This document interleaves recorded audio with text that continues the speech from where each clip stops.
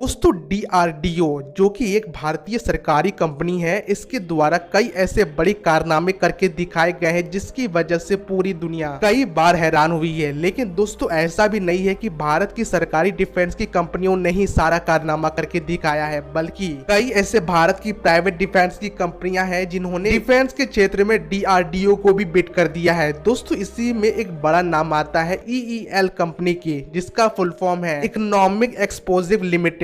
दोस्तों इसके द्वारा एक माइक्रो मिसाइल का प्रयोग किया गया है जो कि एक छोटी और ज्यादा घातक वाली मिसाइल है। दोस्तों आपके मन में ये ख्याल आ सकते हैं कि आखिरकार ये मिसाइल का प्रयोग हम कहाँ करेंगे, तो दोस्तों मैं आपको बता दूं इस मिसाइल का प्रयोग सबसे ज्यादा युद्ध के समय में ही किया जा सकता है, क्योंकि जो लंबी और दूर तक मार करने वाली जो मिसाइलें होती है वो तो सिर्फ दिखावे के लिए होती है। असली युद्ध के समय में ये छोटी और ज्यादा घातक वाली मिसाइलों का ही प्रयोग किया जाता है। दोस्तों वैसे तो इस माइक्रो मिसाइल की सबसे ज्यादा खास बात यह है कि ये किसी भी रडार के अंदर आसानी से आ सकता है। लेकिन आपके मन में ये ख्याल आ सकता है कि यदि ये किसी रडार के अंदर आसानी से आ सकता है तो ये तो हमारे लिए अच्छी बात नहीं है, क्योंकि दुश्मन की मिसाइल कभी भी इसे आसानी से डिस्ट्रॉय कर सकते हैं। तो देखिए जो दुश्मन देश का एयर डिफेंस सिस्टम है उसकी जो कॉस्ट की बात करें तो वो पर यूनिट का लगभग 1 से लेकर 1.5 बिलियन US डॉलर का होता है। तो वहीं पर जो भारत की मिसाइल का कॉस्ट है वो 1.5 से लेकर 2 लाख रुपए तक का ही है, जो कि काफी अच्छी बात है। यदि दुश्मन के देश भारत की मिसाइलों को हिट कर भी देते हैं तो इससे अल्टीमेट नुकसान भारत के दुश्मन देश को ही होने वाला है, क्योंकि उसे भारत की छोटी मिसाइलों को मारने के लिए अपना काफी महंगा एयर डिफेंस सिस्टम का प्रयोग करना पड़ा, और यही भारत के लिए काफी ज्यादा एडवांटेज है।